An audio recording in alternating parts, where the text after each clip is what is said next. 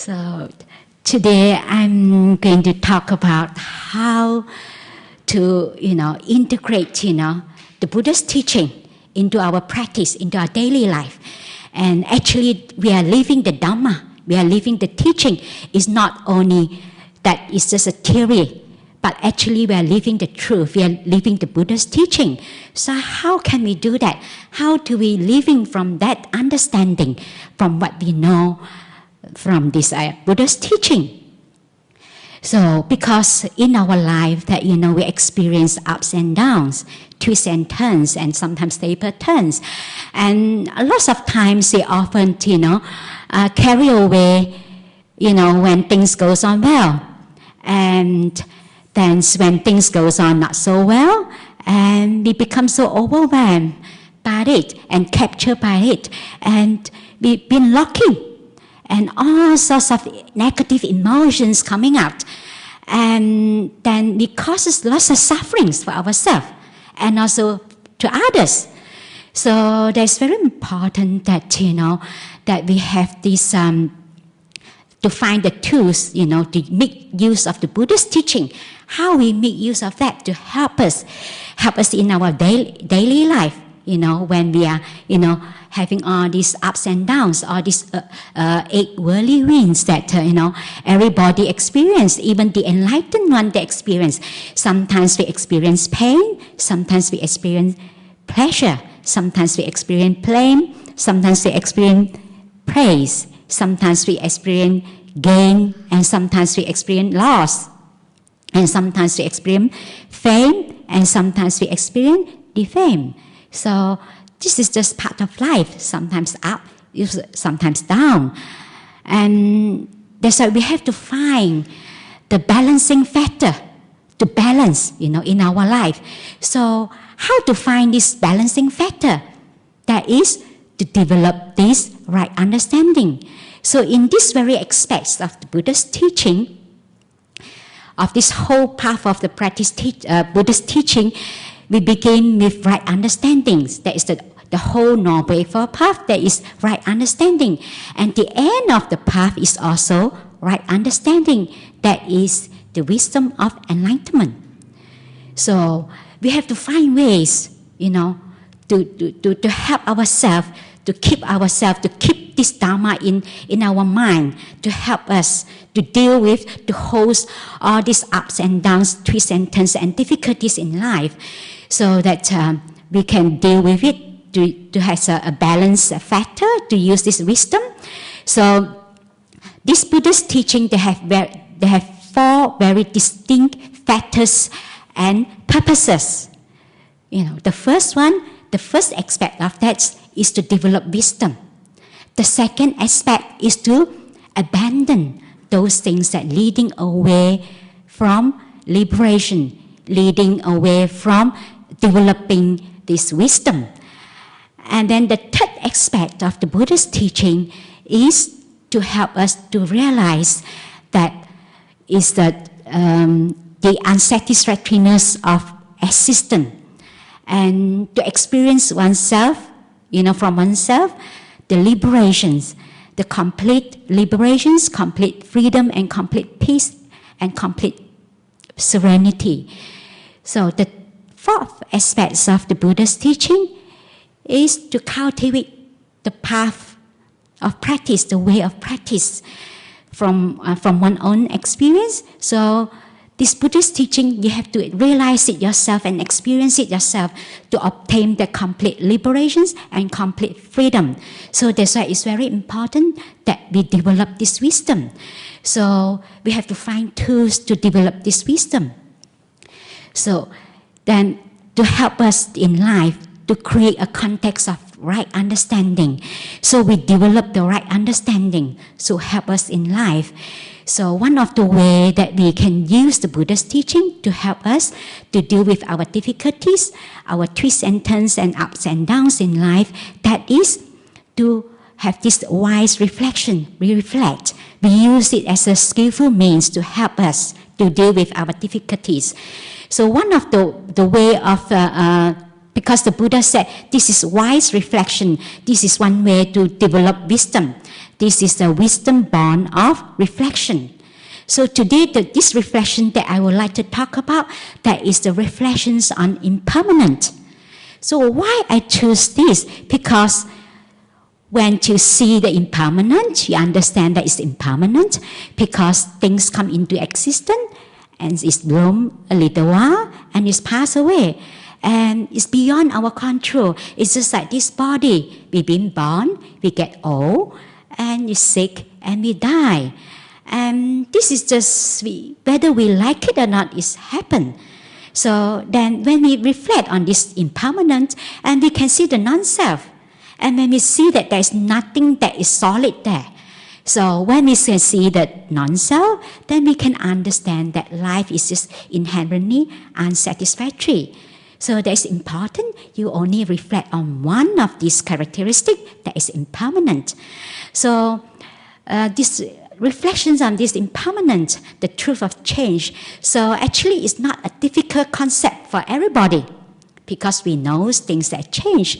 We go around and ask everyone, anybody, is it things change? Yes, of course. Sometimes we even like it to change, especially things that we don't like. But we are only on that conceptual or intellectual level. We are not necessarily living from that understanding. So we are not really dropping in. So how can we make use of this contemplation, these reflections, that we're really dropping into our practice? Then we can have this direct experience, direct seeing the truth of change. So as we start to reflect or contemplate this truth of change, this impermanence, so from intellectual level until we drop down into our practice, and certainly we feel a sense of relief and relax because of the direct seeing. Because the more we reflect on that, more and more deeply from intellectual level, until that we really integrate into our life, into our daily practice, then we have this direct seeing, clear seeing. Then you have to experience ourselves. Because of the clear seeing, that we come to the place of acceptance. That is where the letting go happens. Then we have a sense of relax and being with the flow of change. But often in life, we are not necessarily, embodied or living in this wisdom of change, of this clear seeing. So we often find ourselves leading forwards, to the next things happen, the next meal, the next events going to happen, and as if that the next thing is eventually going to satisfy us. So we keep on, looking forward, the next thing, eventually, at last, I'll be satisfied. So for example, like people like say, oh, only if this happened, I'll be happy. Only if that happened, I'll be happy. So I remember when I was in Malaysia, I was still a lay person. And there was a monk. He was ordained for 10 years in Sri Lanka, when he was a monk in Sri Lanka. And there was an elderly man used to come to see him and offer dana. So this elderly man told him, he said, I would like to become a monk, but I can't become a monk yet because I have to marry off my daughter. Because of, if I marry off my daughter, I'll be happy. Then I can become a monk. So this monk, actually, look at him. He's quite elderly though. Then he said, actually, how old is your daughter? Then he said, my daughter is 60. So, my goodness, 60, he still tried to marry off his daughter. So, it reminds me, some times ago, in our monastery, we have a group of retirees, the pensioners, to come to visit our monastery. And they asked us some questions, and she asked Sister Sari about, what happened that, when the nuns stay in the monastery and they're getting old, and how do you get looked after, things like that. then Venerable Seri told this lady, he said, "Oh yeah, we have a older nun. That's just now you speaking the nun that you spoke to, that Venerable Niroda. She's already 65. That is the older. She's the older nun." And then the response of this lady is, 65 is not old. So this is a perception. So maybe his perceptions that his daughter 60 years old maybe still a spring chicken. So that's like how we always live in the past and in the future. So we never live in the moment. As if this happened, I'd be happy. That happened, I'd be happy. So as if this happened. And then we always go back and forth. Our mind, we never live in the present moment. So, and then according to one of these articles that I have read, this psychological, health psychology, research, one of the articles, they say those people, when they have to wait, for the procedure, the operations to be done to help them with certain medical issues. So those people, they are less happy than the people that already been told that, that they can't do anything about it. They have terminal illness. So why?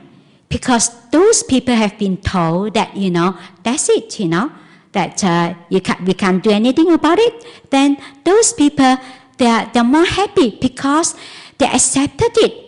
And then they deal with it. They find strategy to deal with it, and they accepted it. Then they becomes, more make the most of it, like what they got right now, rather spending time preoccupied their mind in the past, in the future, and what if, what might be, and rather in this fantasy, whether it's going to, recover. But those waiting for the operations, they're less happy because they have lots of worries, because they worries that things doesn't work out, doesn't go according to the plan. So then they becomes less happy and a lot of worries, anxieties.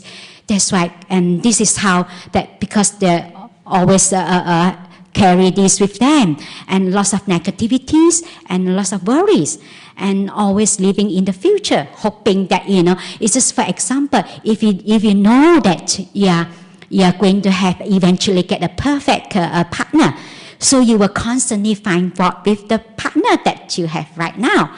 So you think that they're not good enough for you. And that's right, you keep, find fault with the relationship, right? The present relationships. So because of, you think that you're going to have something in future that is eventually going to satisfy you. That's why you're always going to future. And those people are always going to the past. They always think that maybe the previous relationship is much better than the relationship that right now. So then they constantly find fault with the present relationship, rather than they really make the most of it to become more appreciative to the person, to what they got right now. So we always think that, we always look out, we never look in. And as I reflect on that, it reminds me of one of them. We have this Gijigram, the newsletter. They have these jokes, there was a tree, this goes like that. The three women, they met an accident, and they were reborn in the heaven. So these three women said reborn in this heaven, and Saint Peter come to them and talk to these three women. He said that now we have a new policy. So there's all ducks all over the place, and you can't find a place that no ducks. So they said, if you're going to step on the ducks, you'll be tied with the most ugly man in the world. So you have to practice mindfulness to be really, really mindful. Beware not to step on the ducks. So they really practice mindfulness, really try to be really mindful not to step on the ducks. The first woman, she stepped on the ducks. And then here it comes. Saint Peter bring the man. He's really ugly. He's tied with this woman, with this most ugly man in the world. So the second and the third woman says, oh, we better be more mindful. I don't want to be tied with this most ugly man in the world. So two of them be really, really mindful. Try not to step on the ducks because they don't want to be tied with the most ugly man in the world. So of course, no matter how mindful they are, and the second woman, she stepped on the ducks. And here it comes. Saint Peter bring the most ugly man in the world. This time, this one even worse, it smells nasty, smelly, it's terrible smell. So she was being tied with this most ugly man in the world. So the third woman left. She said, oh my goodness, I got to be really, really mindful and really aware not to step on the ducks. So she's really so mindful. Even she go to the toilet, she really takes 2 hours to go to the toilet, and she really makes sure that she finish, then before that she get back, she's really mindful, but unfortunately, no matter how mindful she is, she still step on the ducks. And then she stepped on the ducks. She was so upset and so angry with herself that why she stepped on the ducks, and she's so blaming herself and so upset and so angry. And then after that, here is come Saint Peter. And he bring a man, this time to her. Oh, this man is really tall and good looking and very handsome. And she was she couldn't get over it. She said, what on earth that I'm so lucky. What I deserve this handsome, good looking man. Being tied with this good looking man, She really couldn't get over it. And then she asked this man. She asked him. He said, why you're being tied with me? So this handsome man told him that because I stepped on the ducks. This is how we always thinking that other people is not good enough for us, but we never think that we are not good enough for others. We always look out. We always think that our problem is outside. So this is how our mind is always, not stay in the present. It's always looking out, not even really stay to look at where is the suffering coming from. Right now, this moment, is it the sufferings come from outside or come inside? So we constantly in and out, moving in and out. So we are not living in the present moment. So as we look back in our life, the most wonderful feelings, the most wonderful experience, where is it now? It's gone, dead. We can't hold because it comes and goes. Those feelings, our desires, we thinking that the next meal is going to fulfill us, to give us the satisfactionness. No, because it's come and go very quickly. It's not that, that the Buddha did not deny, the happiness from the senses, but it just leads to unfulfilled because it's very fleeting. It's come and go so quickly. And it's just like drinking salty water. The more you drink it, the more you feel more thirsty. Like those desires, that is always lead to unfulfilled. So it's nothing wrong with the desires. It's not a matter of not seeing, not touching, not smelling, but it leads us to unfulfilled. Because object of desires is always leads us to unfulfilled. Object of mindfulness is become a vehicle of awakening. It reminds me of one of the story from the Theravada. The Theravada is that those enlightened monks, they have all those stanzas. So I was really struck by the story, the stanza that this enlightened monk, this is a Theravada. So this before he enlightened, so he's doing this asupa practice, like he contemplate on this the foulness of the body, the filthiness of the body, So he was in this cemetery, this Chana ground. So he was contemplating on the body of female corpse. And this female corpse that is already bloated and oozing and really terrible. And that moment then he was contemplating this disgusting corpse that is really oozing and, and bloated. And he had this lust aroused in his mind. And he was really aghast that he had this lust aroused in his mind. And actually that moment, he became enlightened because he realized that actually the lust is not in the woman, in the female itself. Actually, it arises between the object and the mind. That is the grasping, that is the clinging that causes the suffering. That's right. If we relate the object with mindfulness, then it's become a vehicle of an awakening. So we enlighten us. So it's very important that, how we relate, we change our relationship towards the object. So because a lot of time we're thinking that the object is a problem, we not be able to keep in touch with this moment, what's happening right now, how we feel it. You see, if we are suffer, why we suffer? To investigate, to reflect on it. So why? To investigate. So we always think that this object is a problem. Actually, the object is not a problem. It's how we relate to the object.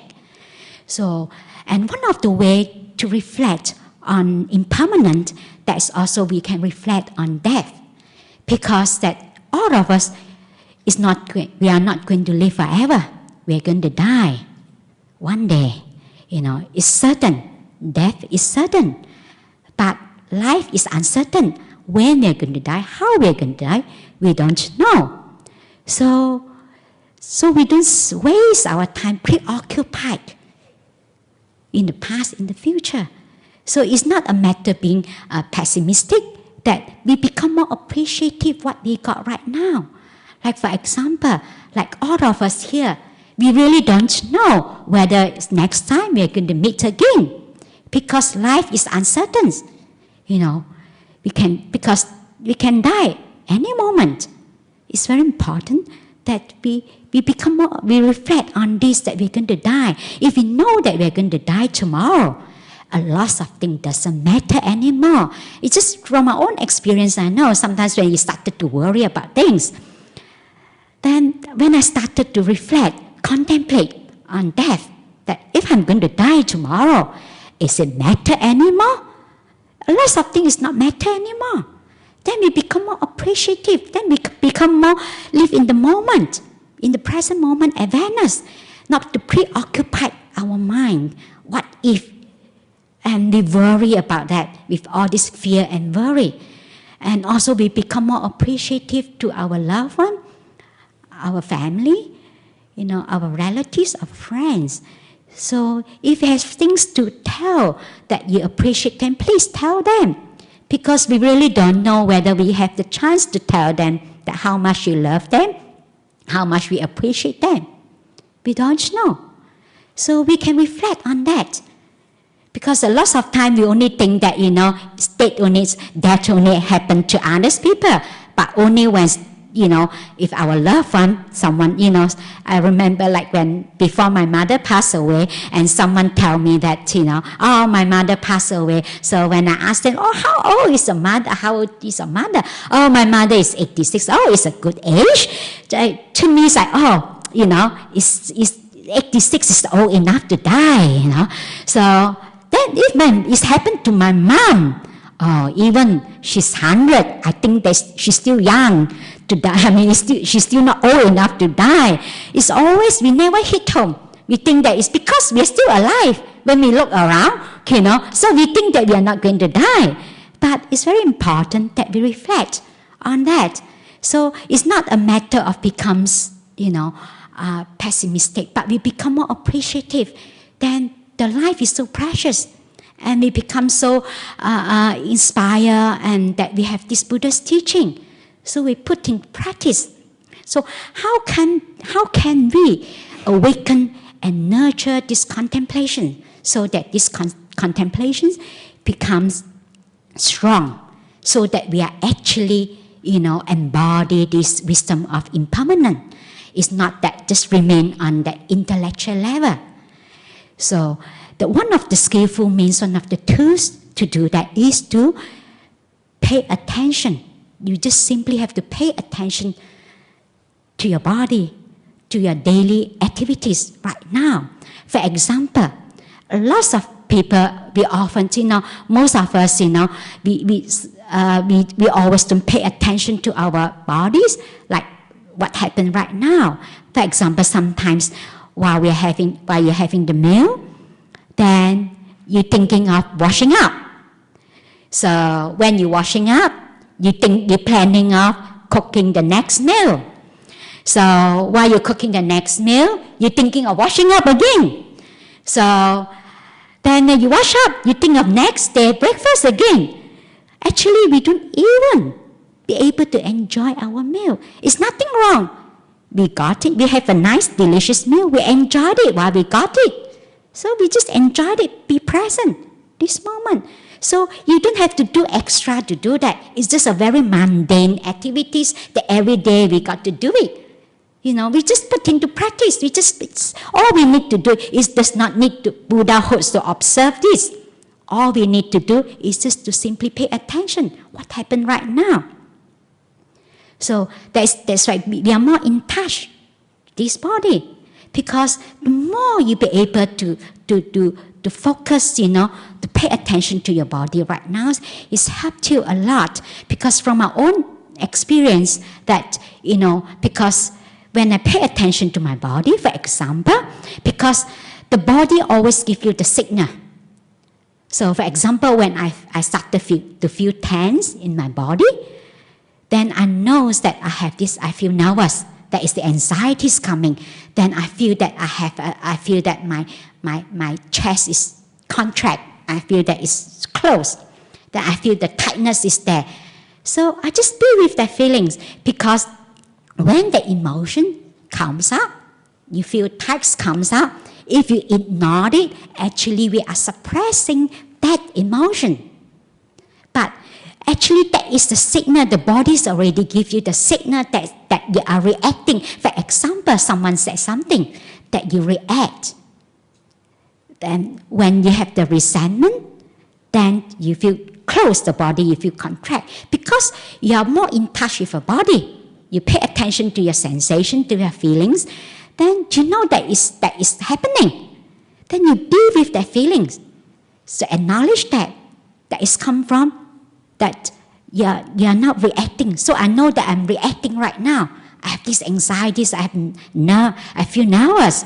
So when I be with that feelings, because because everything arises, it's going to pass away. It's not going to stay. So even though it's unpleasant, it's going to pass. So the more you do that, you become very skillful, because you know that it's going to pass. So when you be able to do that more and more, then you're not suppressing it. Because if you suppress it once, so next time when these feelings, emotions come up, it becomes stronger, because they are feeding this emotion.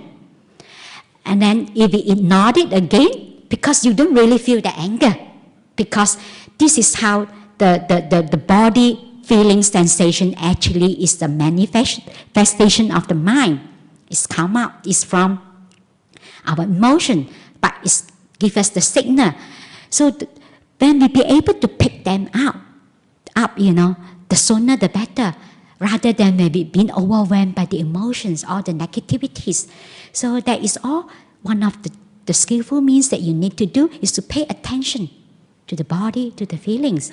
It's very important that you got it for free. You don't have to pay for anything for it, When I was in Thailand, I remember many years ago, I was still a lay person. So I really love sweeping. Actually, my lay name is sweeping, When you put it together, it's sweeping.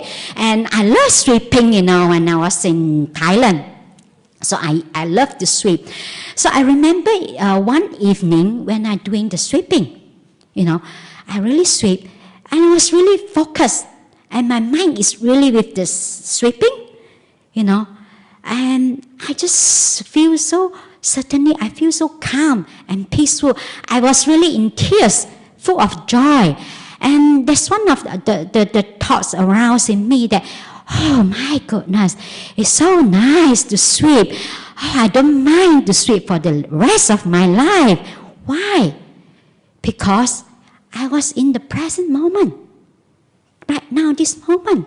Because when our mind goes into the future, goes into the past, actually the energy is flowing out, outflowing. Our mind is not centered.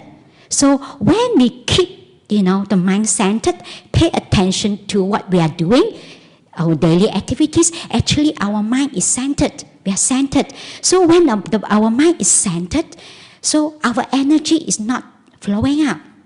So then we gather the energy. So you become energized. So when your mind becomes energized, you have lots of joy and happiness. So, my goodness, you don't have to pay for it, you got it for free. All you need to do is just to pay attention to what's happening right now, the daily activities. And you don't have to take any drugs, alcohol to feel, high, to have this happiness. All you need to do is to pay attention to what's happening right now. Bodily sensation, all the activities that you are doing. So I offer this for your Dhamma reflections. May this teaching be of benefit to all of you. Makes help you to embody this wisdom of impermanence, and also it gives you more and more happiness in your life, and also to the complete freedom of suffering.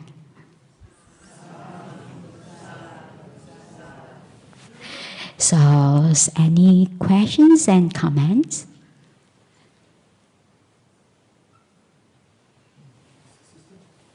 Okay. Just when your feelings, your unpleasant feelings occur in your body, sometimes they're overwhelming. Have you got any hints for how to deal with overwhelming, uncomfortable feelings in the body? Some of them are just like, for example, something like panic attacks, like that, but just generally uncomfortable things. Because first of all, we have to understand the nature of the mind, because that we have the mind that we have this instinct tendency. Whenever things that is unpleasant, we try to run away or suppress, or things that we like, we try to hold on to it. We try to make it stay. So whenever there's unpleasant feelings, then all you need to do that is to stay with that. But actually it's very unpleasant. So that's why it's very important that you be able to stay with their feelings. I know that it's difficult, but you need to have lots of, that actually meditation is the key. Because if you be able to, like for example in daily life, you cultivate the mindfulness in your daily activities, then your mindfulness becomes strong. So when you have the mindfulness, when you sit in meditations, your mind calms down easily. So then it helps you to cultivate the stillness, the calmness. Actually, we do need the stillness and the calmness to able to hold that, so that we do not react. Because the nature of the mind is that we react. Whatever unpleasant feelings, we react. We try to push it away. So to be able to hold that, you need to have the stillness. That's why meditation is the key. It's very important that we have to every day, that we make it a habit to sit, to sit every day. Like a mantra, tell yourself, sit every day. Because then when you becomes your stillness, your calmness becomes strong, when these unpleasant feelings comes up, you have more space in your mind, you'll be able to hold. So if you don't have the calmness and stillness in the mind, you can't hold. You can be overwhelmed by that emotions very easily. So you need to have the calmness. So this is how that is important that, in daily life, that how you bring your mindfulness, day-to-day activities, mindfulness, present moment awareness, in our daily activities, then to make so that you develop the mindfulness become stronger. So when you sit in meditations, then you becomes calm, and the breath becomes easily to stay with the breath. Then you deepen your stillness. Then the concentrations become stronger. Then when our concentrations become stronger, when we are in our daily life, you'll be able to hold yourself. Then this is how you help to develop your mindfulness, in your daily life. So it's very important. Both of them have to come hand in hand together. And the cultivation of the mind actually is only the concentration by itself. You can just net by itself because it's not strong enough. It's just the mindfulness, it's not strong enough. And you need to have the effort to put in the effort. So these three, you have to put in the effort together. That is the cultivation of the mind. You have to have the right effort, the energy, the right effort, and the concentrations, and also the mindfulness. So if these three, you be able to intertwine them together, then they become very solid.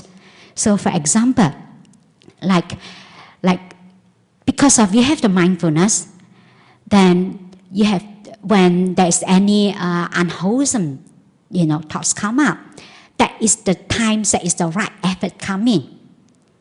Then to abandon the unwholesome thoughts. Then if the unwholesome thoughts haven't arise, you try to not to allow the unwholesome thoughts arise. That is the four right efforts, the right efforts. And then you maintain, you substitute, like for example, if you feel anger, so maybe you do loving kindness, that moment, to substitute with loving kindness. Then this is the right effort that you put in, and you try to maintain that with the wholesome thoughts. Then this is the right effort. So these three have to come together. Actually, there's no shortcut. We really have to put into practice, like day-to-day sitting in meditations, and also our daily activities. And actually, there's no a secret recipe that once you do it and then you have done with, then you don't have to do anything with it. I remember some times ago, someone come and asked me one of the questions. He said that how to deal with anger. So I said, that you can't, because even you don't react now, but it still comes out. The anger is not going to go away right now. It's just like our habitual pattern. We've been reacting endless lifetime. So we cannot use our willpower to get rid of the anger. So it's just like the simile of the wheel. We can't, the wheel spinning, we can't make the wheel stop. But it's just like the wheel of samsara. We react because impulsively we react. When anger comes up, we react. When we react, we are kicking the wheel. When we kick the wheel spins. But even though we don't react, we stop kicking the wheel is still spinning. But the momentum becomes slow. So this is how we have to do it again and again and again. They say patience is the highest virtue. You have to do it again and again. Actually, over time, you can see the difference. So each time you stop reacting, the wheel becomes slower and slower. Eventually, it stops. This is how you work with all these unpleasant feelings. Because sometimes you don't react right now. It's not that you're going to done with it. It's not going to happen again. You still have the anger. But if you be able to hold, you'll be able to hold it, not to react. So next time, the momentum, the energy, the forces become slower. You can feel it. Then after a while, a lot of things that, like the same situation, so you will not be overwhelmed by the situation again.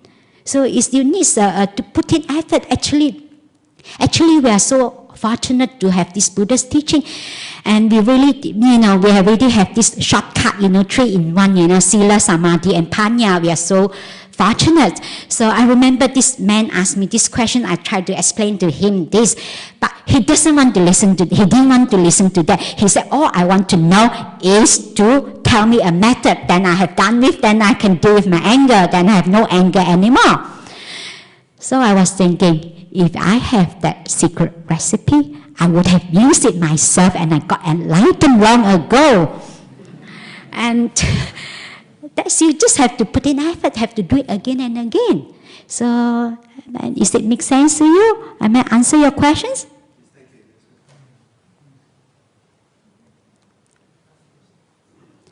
Yes? When observing, do you find that when this negative feeling, the feeling of fear, there's no the fear, what I mean is around the chest tummy, fear and there's no way out, when everything is dark, you find that when you as you said, you be mindful of it, you watch it, knowing that things are impermanent, then it goes away very quickly. You find that? Yes. Talking about fear, so I just share with you when I was a lay person. The first time I lived in a cave, my goodness, the first night, I was, sleeping on the cave. It's just a platform. It's very simple cave, And I was sleeping there, and I really feel someone walking towards me, and walking towards me. And I feel that the person is just standing right, Then I turn to the wall of the cave. I turning towards there. I used the blanket to cover my face because I was really terrified. I was so scared. My fear is just like, I said, what am I going to do now? Because I feel that this person is just standing there, just looking at me. I was then, that moment, I remember that one of the suttas that I read, that's the Buddhist talk about his, striving when he was a bodhisattva, that striving for his enlightenment, that when he was having this fear come up, when he's walk, he keep walking. If he sit, you just remain sitting. If you lie down, you remain lying down. So I remember that. I said, okay, now I'm lying down. So I just use the blanket to cover my body. I'm sleeping just sideways like that. So I didn't move. I just hold my posture like that, So I just stay with that feelings. Then the feelings go really, the fear is going to really to the max. Really fearful. I just be with that feelings just to feel how is it like. It's fear and fear. The fears go up to the max. And after that, suddenly the fear just disappear. And the moment when the fear disappear, I have this extreme peace. I was so peaceful. I feel so nice and so peaceful. Then I started to listen to all this sound, you live in the cave, Then I started to listen to this, someone walking towards me.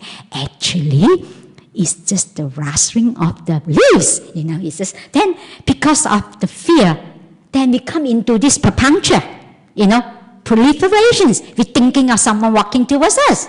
So if we go on and on to the storyline, then we become more fearful. But if you just be with that, actually it's just as simple as that, be with that feelings, then they will not go up. They come to a max, they come down. Because the fear comes from that, because fear of the unknown. Because all of us are afraid, to die, because we rather hold on to things that we're familiar with, even though we suffer a lot, we still hold on to this me and mine, because we're familiar with this. But unknown, we don't know what happened that we're going to die next moment. What is going to happen? Because it's unknown. Because we fear of the unknown. We always have this instinct. We try to protect this sense of self. It's me and mine. So that's why we suffer a lot because it's familiar. We know this. But something unknown, we have the fear. So actually, the unknown. Actually, each moment is unknown.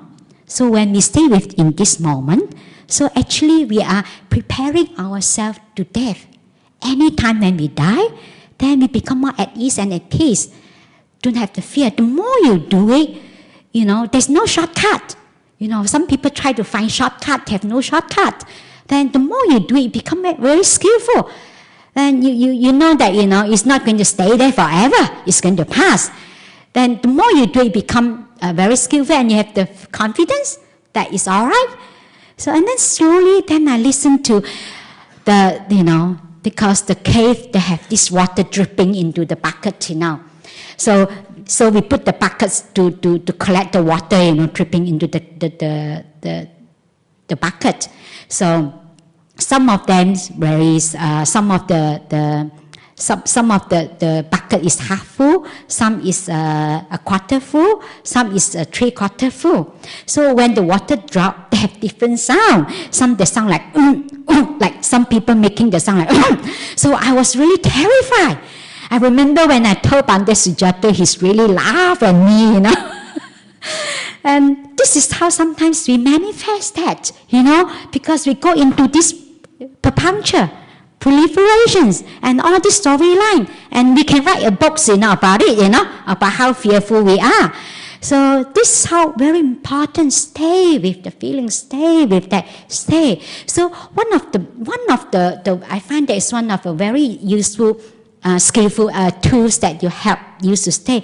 Keep telling yourself, stay, stay, stay, or be calm, calm, calm, like a mantra. Just focus on the mantra, like it's a mantra, like stay, stay, stay. Eventually it's past. So actually, all this practice is just as simple as that, But sometimes because of we are so, our mind is so complicated. We make it so complicated, Actually, it's very simple. The practice is just so simple as that. Just stay with the feelings. So, am I answer your questions? Does it make sense to you? Yes?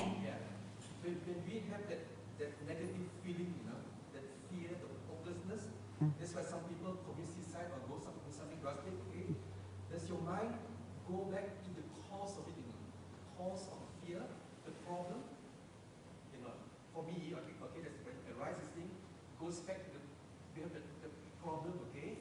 And then our mind perceives the problem, it doesn't go according with our wishes, our thinking. We're trying to fight the problem. Okay, that's where the feeling comes now. It's not to our wishes, the suffering comes. The suffering is in the chest here. So we have all this like a panic attacks, overwhelmed with anxiety, stomach cramps. So by watching it, it goes away. We also know at that hopeless period, you can also find the cause of it to be knowing. You find that way? Yes. When you sit down, when you just sit, like when you mind because life is a series of trials and tribulations. So yes, of course, that if your mind is calm enough to be able to do that. But if the mind is not calm enough to be able to do that, you can't, So you need to have the calmness and the stillness. That's why meditation is the key. So, but there are some other skillful means that we can use if our mind is not that, to calm enough to be able to really look at it, to investigate, the cause, because your mind is not calm enough, it's not still enough. So there are some skillful means that we can use. For example, you reflect. You reflect when you have all these negativities, So you try to inspire ourselves. Like sometimes you feel hopeless, our practice getting nowhere, So no progress at all. So one of the skillful means that you can use to reflect on your own goodness, to reflect on your sila. I know, especially in the West, sometimes you tell people to reflect on your sila. The first response, they said, what am I doing wrong? What have I done wrong? So actually it's not. When you reflect on your sila, then give you a lot of joy and happiness, and give you the sense of that self-respect and the confidence. I remember that when I was still a lay person, we used to have a group of us, 10 of us. So we used to gather together. We used to go to the Buddhist society. Sometimes we go to the cave. We used to meet together at night, Saturday night, 7 o'clock. So we do sitting and walking meditation. Then we have this Dhamma discussion. So we used to share our experience. So one of our group, this man, he told us that, his experience that when he was doing a retreat, it's a very intensive retreat. So, and he's really come to a point that he just feel like just hopeless. He just couldn't, so much pain because he was trying very hard. Then he just find that, he's just hopeless, that, getting nowhere and become so low. And that moment he just feel like he's going to withdraw, he's going to leave the retreat. And that moment he just reflect that, I've been here 5 days already. I've been keeping the precepts. Then he started to reflect on the precepts, the first one, the second, the third, the fourth, the fifth, the second, the eighth. When he finished reflecting all this, the 8 precepts, and then he started to feel lots of joy, happiness in his heart. Then that moment, all his pain and tiredness gone. So sometimes we do need to make use of this, skillful means to reflect, on our sila, maybe to reflect on, for example, the recollections of the Buddha. So, for example, we recollect of the Buddha, we inspire, we aspire to become like the Buddha, to have this peace, to have this to be like him, so compassionate and so wise. And so why? Like, for example, we bow to the Buddha. Actually, we are not only bowing to the Buddha. Actually, we are bowing to ourselves. So, because the Buddha said that each one of us have the potential to be enlightened. So, if the Buddha said that if the teaching that I teach that no one can understand and put into practice and get enlightened, and if it's impossible, I will not teach. So what I teach that is impossible, even though it's difficult. So we reflect on that. So yeah, we have the potential. So we inspire ourselves. So we have to make use of all these skillful means to reflect on our own goodness. That's what the Buddhas call these wise reflections. So, and our generosity, and not to worry about that, I reflect on this will make my ego bigger. It will not. It give you lots of joy and happiness, give you a sense of self-respect, lots of self-confidence yourself. So this is some of the skillful means that you can make use to help you when you are really low. Is it answer your questions? Yes, thank you very much. And it's a very nice talk. You hit the heart of the Buddhist. Thank you. So any more questions? Comments? Yes? Just finally, so I guess there are a lot of different types of meditations around. Like for example, you can sort of, like you mentioned, mindfulness, and that seems to be one of the main Buddhist forms of meditation, where you're simply becoming mindful of all the things within your mind. There's also the other main way that I know, and I think many people know, is sort of the opposite, which is letting go of things. So you kind of instead of concentrating on it, you kind of separate yourself from it. So it's like an opposite way of doing it. So, but would you say they're both equally effective? Would you say letting go of thoughts, letting go of fears, letting go of desires, is that more effective, or is it equally effective or more effective than concentration and mindfulness? Because the letting goes happen only when you can really, with the direct seeing. It's not that with the intellectually, like sometimes people try to, when they come out with all this anger and things, and then they try to, by reason, and try to analyze it. You can't do it by using that. You always have to come from that to be able to remain non-reactive.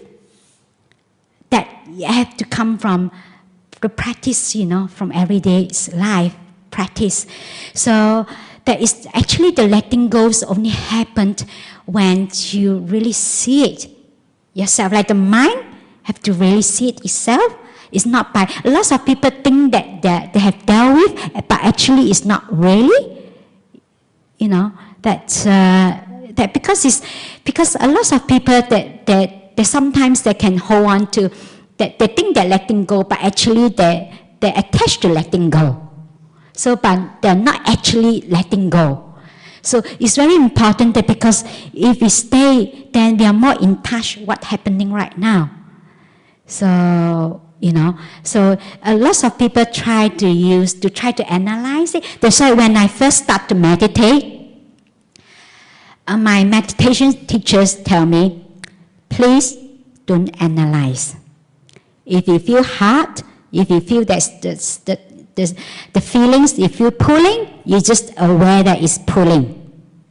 Because sometimes we tend to go into all this analyzing instead of really be with the feelings, really being with that non-reactive, objective, observe what is happening right now, but we are going into that analyzing. Then it's so funny, sometimes people, when they go to interview, they will set this air element and earth element. Actually, all you need to say that, I feel hard. If you feel the hardness, that is the earth element, soft and hard, you just be with that, because it's very easily we tend to, and then sometimes it sounds like so profound, and we think that we solve the problem, but actually we are not. We go into that analyzing, and we are not really, That's why it's always important that we just practice that, be with that feelings, and not to try to analyze what's going on.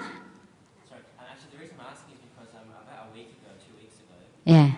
That's the first time I came to this place. Mm-hmm.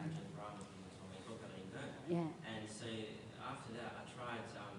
That night, I was letting go of everything in my mind. I thought, wow, this is so easy and so effective. I can't believe I never knew this before. So I was letting go of everything, like fears, thoughts, desires, basically everything which makes up me. And I reached a point where I actually felt like I was going to die. I thought I was leaving my body. I thought I was going to, like I was sweating, my heart was palpitating, and I thought I had actually let go of my physical body altogether, and didn't have this prana or this life energy. I thought I may have unknowingly let go of that, and actually I thought if I let go any further, I would actually die. So at that point I got so terrified, and I stopped letting go. So because there's time when you come to that point, because of we are ingrained that our countless lifetime, we have been, because if we don't have the sense of self, we are not here. So because of that, when that moment comes, you can't let go. So that's why all your papancha come in. That's why you are not be with the feelings. That's why if that moment you just be with that, letting go, that just be with the feelings. If you feel that out of the body, you just be with the feelings. Just keep be with their feelings. But because of that moment, you stop off the letting go. Actually, you be with their feelings. Actually, letting be actually is letting go. But that moment, you stop. You try to interfere. Because come from the sense of self. Because the sense of self is always in the way. So when you have the sense of self, you try to control. Then you started to have all these thoughts coming, and all these papancha, proliferations coming. So that's why if that moment, if you be able to stay with that, you can go deeper. You understand that? So, So you're saying, I'm just wondering if there's any danger in because I mean, you're talking about staying with it. If you do the letting go thing, is there any danger involved? No. Isn't it good if you die when you're meditating? You definitely reborn in, in Brahma realm. It's better than stay as a human being.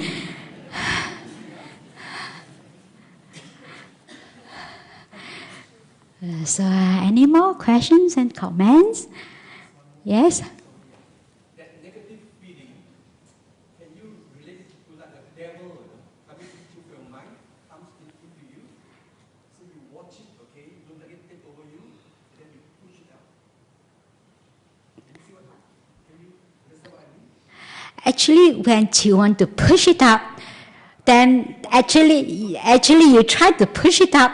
That is that you are interfering. You are not be with that. What I mean is you can't choose.